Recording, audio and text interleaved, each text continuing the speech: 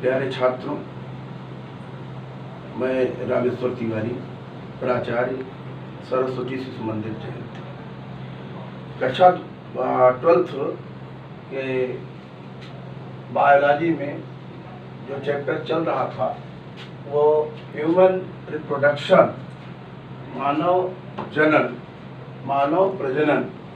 इस चैप्टर के अंतर्गत हम लोगों ने male sex organ, male reproductive system और फीमेल रिप्रोडक्टिव सिस्टम का अध्ययन किया। अब उसी में आगे देखना था hormonal control of female sex organ. देखिए, hormonal control of female sex organ यानी कहने का मतलब ये है कि मादा में प्रजननांगों का हार्मोनल नियंत्रण, हार्मोन्स के द्वारा किस तरीके से जनन अंगों पर नियंत्रण किया जाता है, ये टॉपिक हम लोगों को देखना है।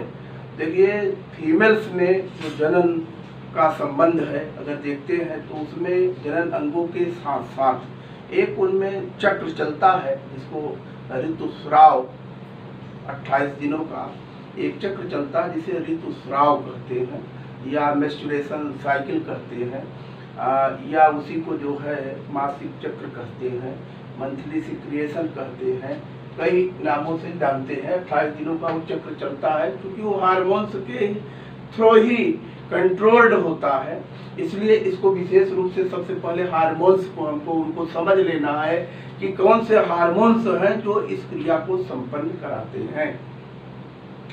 तो आइए बात करते हैं इस विषय पर। सबसे पहला जो हार्मोन से यहाँ लिखा है फॉलिकल स्टिमुलेटिंग हार्मोन। यह हार्मोन ल्यूटिनाइजिंग हार्मोन, ओएस्ट्रोजन या एस्ट्रोजन भी लिख सकते हैं, ओएस्ट्रोजन एंड प्रोजेस्टेरॉन, कार्पस ल्यूटियम, क्योंकि कार्पस ल्यूटियम से भी हार्मोन सिक्रिएट होते हैं। तो ये मुख्य रूप से ये जो फीमेल सेक्स ऑर्गन्स हैं जो उनके कंट्रोलिंग का कार्य करेंगे, ये हार्मोन्स है। फर्स्ट हार्मोन है, देख रहे हैं, फॉलिकल स्टिमुलेटिंग हार्मोन, FSH इसको बोल सकते हैं, FSH फॉलिकल स्टिमुलेटिंग हार्मोन। कहाँ से सिक्रिएट होता है आपको ध्यान होगा, पिट्यूटरी ग्लैंड्स के एंटीरियर लोब से, anterior lobe of pituitary glands, जहाँ पर हार्मोन निकलता है गोनेडोट्रोपिक हार्मोन। उसी के दो भाग थे, follicle stimulating hormone and luteinising hormones, आपको ये ध्यान रखोगा। तो फॉलिकल स्टिमुलेटिंग जो हार्मोन्स है ये क्या हार्मोन स्टिमुलेशन का कार्य करते हैं, उत्तेजित करते हैं कार्य करने के लिए। तो stimulate the growth of Graafian follicle. Follicle stimulating hormones क्या करता है, stimulate the growth of Graafian follicle and secretion of progesterone by follicle and maturation of ovum. इसका काम है जो फॉलिकल सेल्स हैं उनको क्या करता है, उत्तेजित करता है, काहे के लिए, ओवम बनने के लिए। किसके बनने के लिए, अंडाणुओं के बनने के लिए और उनके मैच्योरेशन के लिए। साथ ही एस्ट्रोजन जो हार्मोन्स है उसके बनने के लिए भी प्रेरित करते हैं। दूसरा है ल्यूटिनाइजिंग हार्मोन। ल्यूटिनाइजिंग हार्मोन का भी महत्वपूर्ण रोल है, ये भी वही पिट्यूटरी ग्लैंड के अग्रपाली से स्रावित होता है, सिक्रिएट होता है। इट स्टिमुलेट, इसको ल्यूटिनाइजिंग को ध्यान रखेंगे क्या करता है, इट स्टिमुलेट ओवुलेशन, अंडाणु क्षेपण के लिए। अंडाणु जब ओवरी में बन जाएगा उसके अंदर तो उसको बाहर निकलने के लिए ओवुलेशन, अंडाणु क्षेपण, अंड क्षेपण जो भी कहिए, उसको ये क्या करता है, उसके लिए स्टिमुलेट करता है, उत्तेजित करता है। And secretion of progesterone hormone from corpus luteum. जो कार्पस ल्यूटियम बनता है, कार्पस ल्यूटियम अंडाणु क्षेपण के बाद बनता है। अभी देखेंगे, बताएंगे कैसे बनता है। वैसे पूर्व में बता चुके हैं वीडियो में कि अंडाणु जब बाहर निकलता है तो वहाँ ब्लड क्लॉट हो जाता है।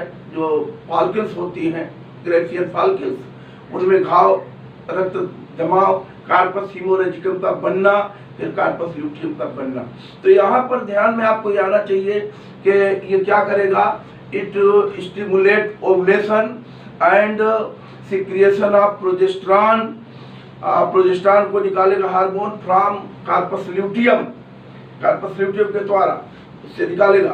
प्रोजेस्टेरॉन ध्यान रखेंगे, प्रोजेस्टेरॉन जो निकल रहा है, तो प्रोजेस्टेरॉन हार्मोन जो है ये क्या करता है, इसके अलावा ये सस्पेंड कर देता है किसको, release of ovum during pregnancy, अंडाणुओं के कह लीजिए रिलीज होने को उसके जो है प्रेगनेंसी पीरियड में।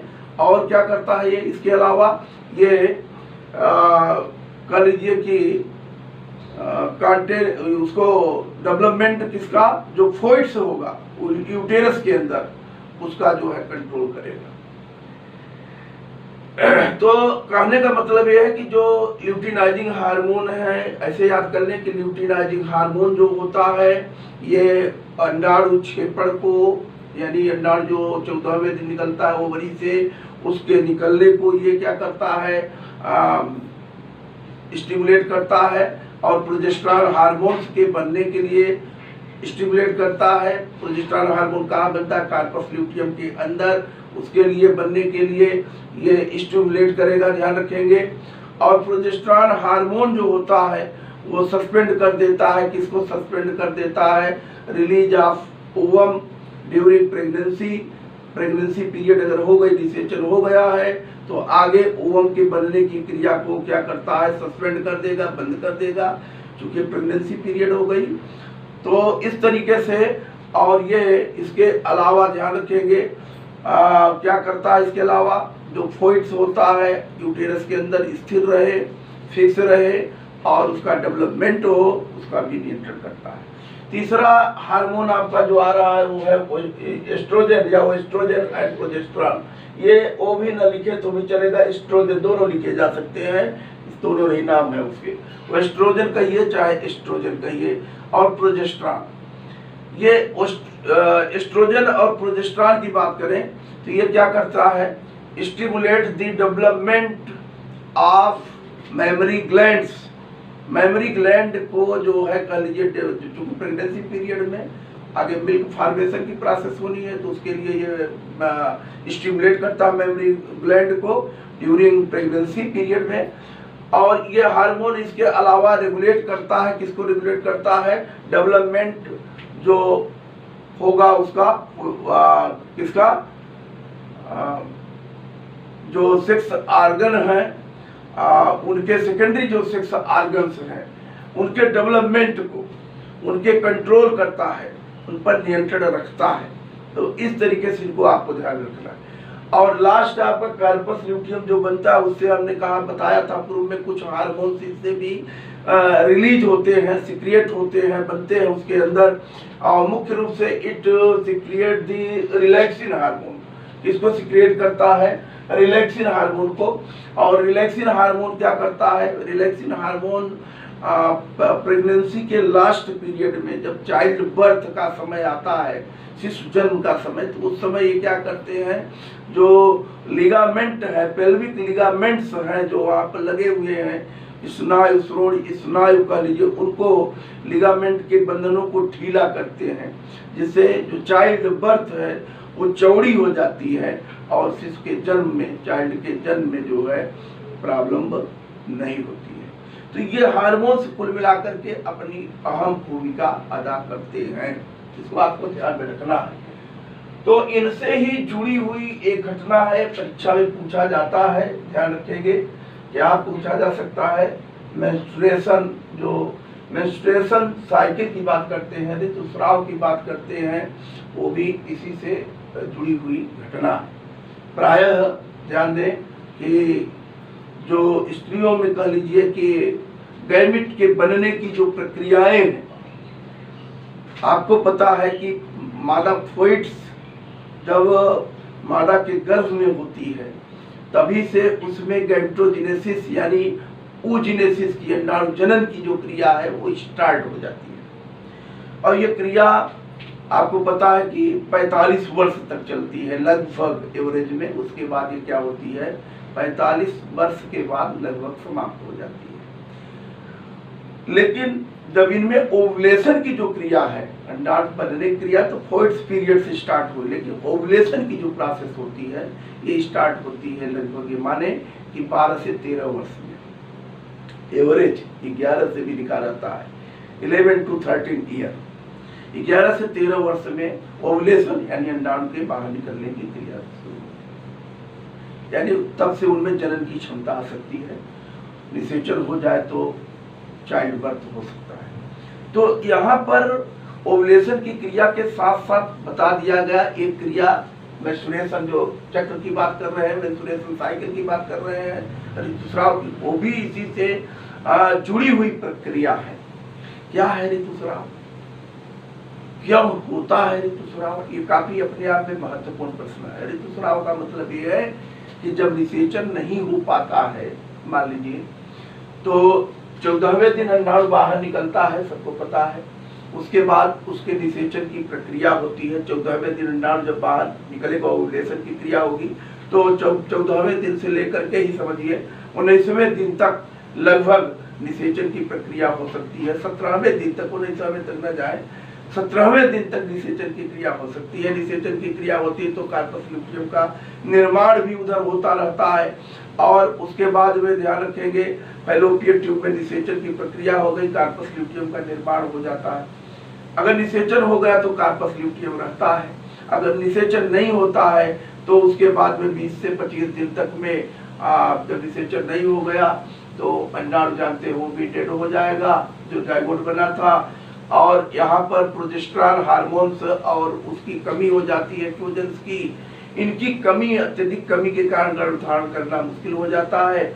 और एस्ट्रोजन क्या करता है, जो इंडोमेट्रियम है यूटेरस की, क्योंकि उस समय जब गर्भधारण की प्रक्रिया होनी होती है तो यूटेरस की दीवार काफी थिक एंड मोटी हो जाती है, उनमें परतें बन जाती है, इंडोमेट्रियम काफी मजबूती स्थिति में आ जाती है, मोटी हो जाती है, दृढ़ हो जाती है, ताकि वो गर्भधारण कर सके।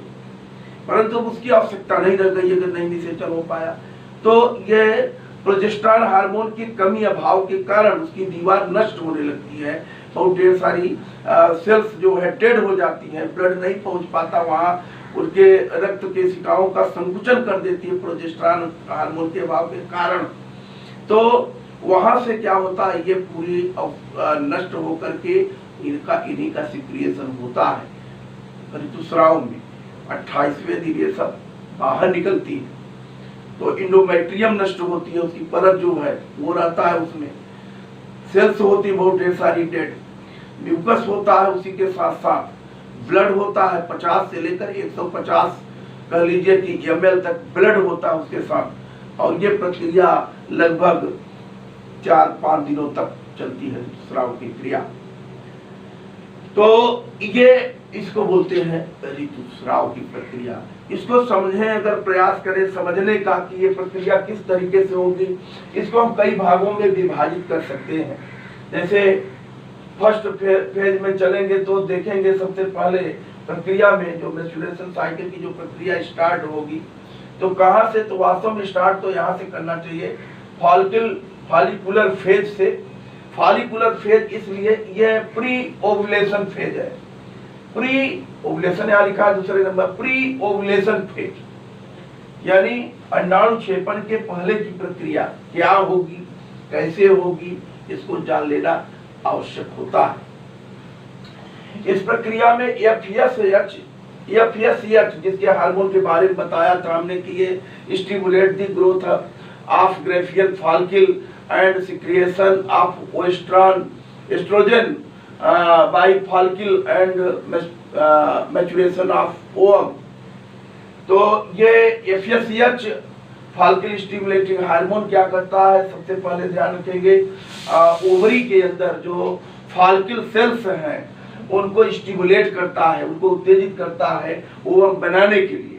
तो बहुत ढेर सारी फॉलिकुलर सेल्स होती हैं, उस दिन पढ़े थे आपकी 2.5 लाख से लेकर के ये 5 लाख तक हो सकती हैं, 4 लाख से 5 लाख तक, पर उनमें से 400 ही मैच्योरेट होती है, परिपक्व होंगी अपने पूरे जीवन काल में, बाकी नष्ट हो जाती हैं।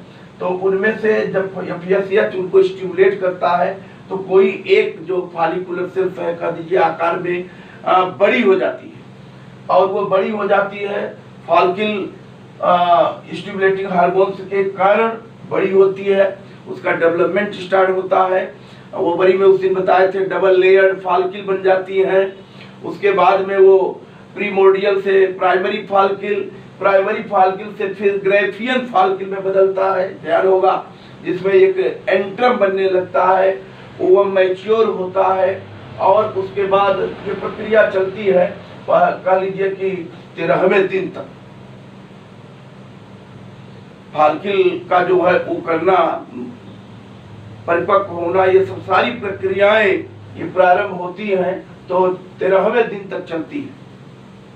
और ये 13वें दिन तक, 5वें से लेकर के 13वें दिन तक कह लीजिए ओवरी में फॉलिकल का बनना और यूटेरस में इंडोमेट्रियम का निर्माण और रिपेयर ये चलता रहता है 5वें से लेकर के 13वें दिन तक, याद रहे आपको।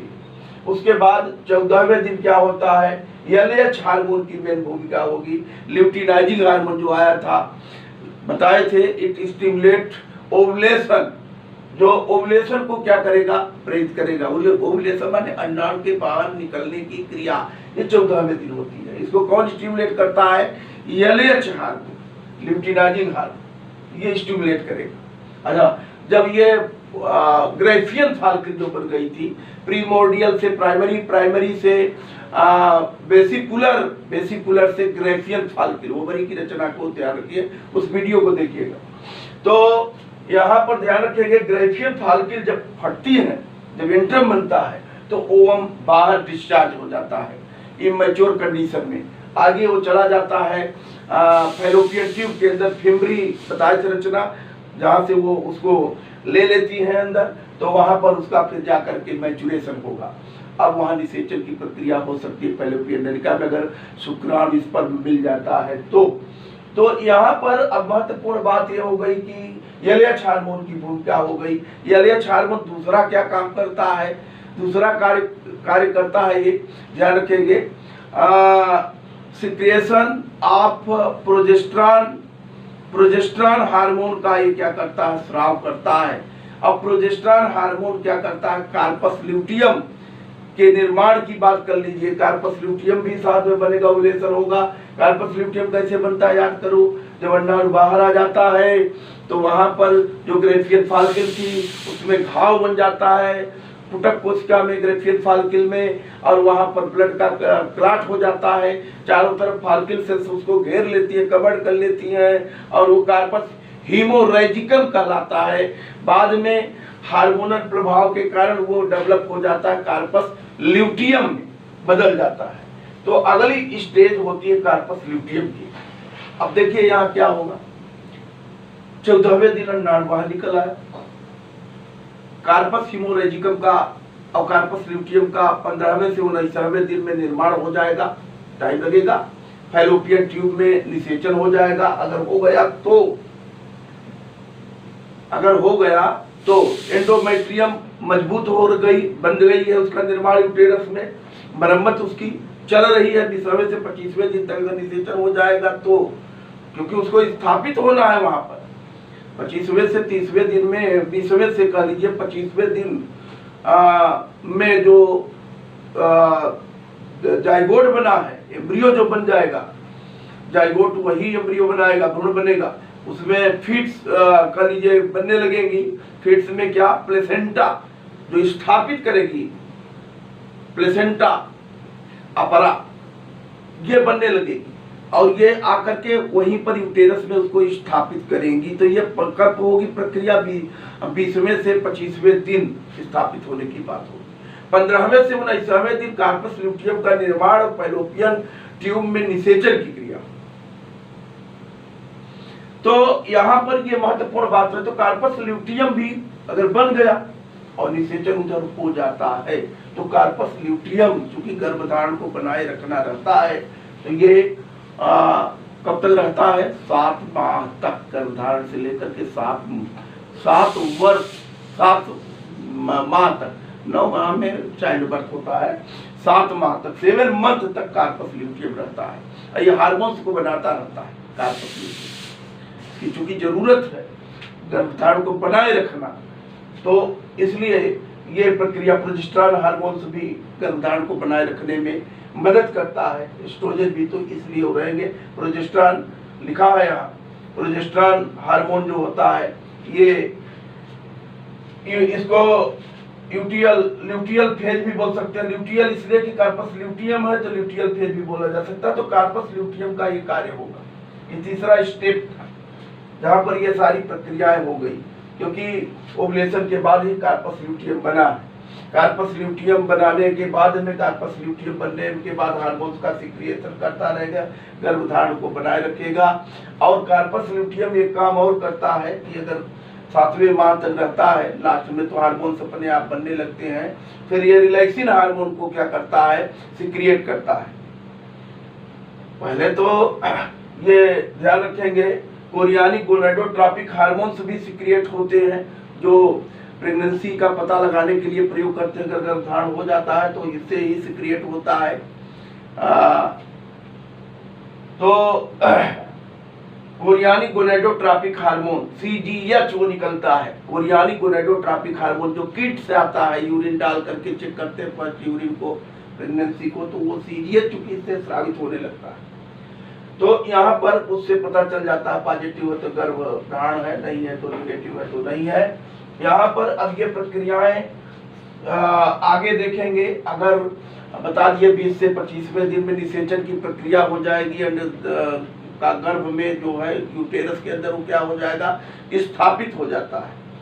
और अगर बाई द वे ये प्रक्रियाएं नहीं हो पाई, निषेचन नहीं हो पाया और वो कह लीजिए कि कार्पस ल्यूटियम बना भी है, बन गया, लेकिन आगे कोई मतलब तो है नहीं, जब निषेचन नहीं हो पाया तो प्रोजेस्टेरॉन और उसके हार्मोन्स की कमी के कारण पहले ही बताए थे कि जो ब्लड वेसल्स होती हैं वो सिकुड़ जाती हैं और वहाँ से जो एंडोमेट्रियम की दीवार है वो रप्चर्ड होती है, टूटती है।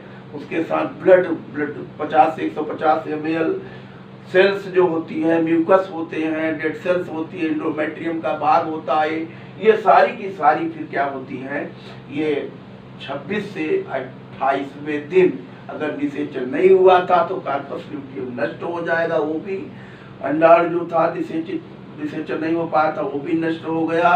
और इस तरीके से वो सभी 26 से 28वें दिन में निषेचन न होने पर कार्पस ल्यूटियम नष्ट होगा।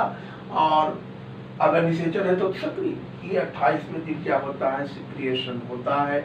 ये बाहर निकलते हैं और इन्हीं का बाहर निकलना उसी के लिए ऋतुस्राव कहते हैं, या उसी को ध्यान रखेंगे मेंस्ट्रुएशन साइकिल बोलते हैं। मेंस्ट्रुएशन साइकिल माने ऋतुस्राव, मासिक स्राव जो भी कहिए।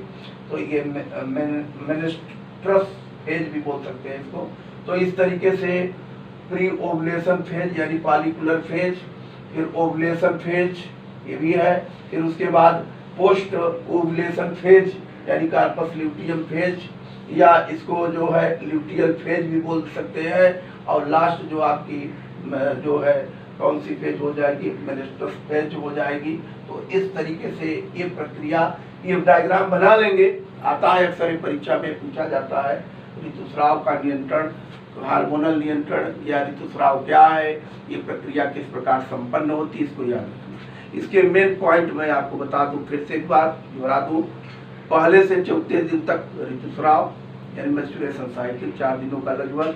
5वें से 13वें दिन ओवरी में फॉलिकल यूटेरस में एंडोमेट्रियम का निर्माण, उसका रिपेयर एंडोमेट्रियम यानी यूटेरस का। 14वें दिन ओवुलेशन यानी अंडोत्सर्ग।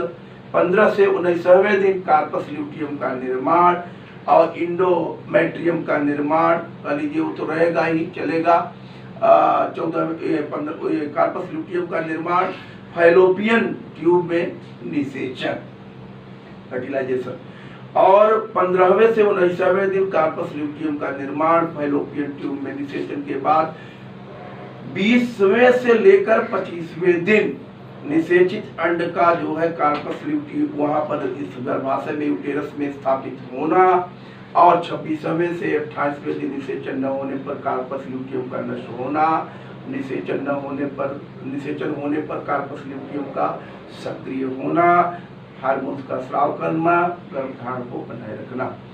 तो ये सारी प्रक्रियाएं चलती हैं, इनको आपको ध्यान देना है, ठीक से करना है। आज के लिए बस इतना ही आपको करना रहेगा और वीडियो को लाइक करिएगा, सब्सक्राइब करिएगा और जिससे हम आपके लिए और भी वीडियो बना सकें और दे सकें। धन्यवाद।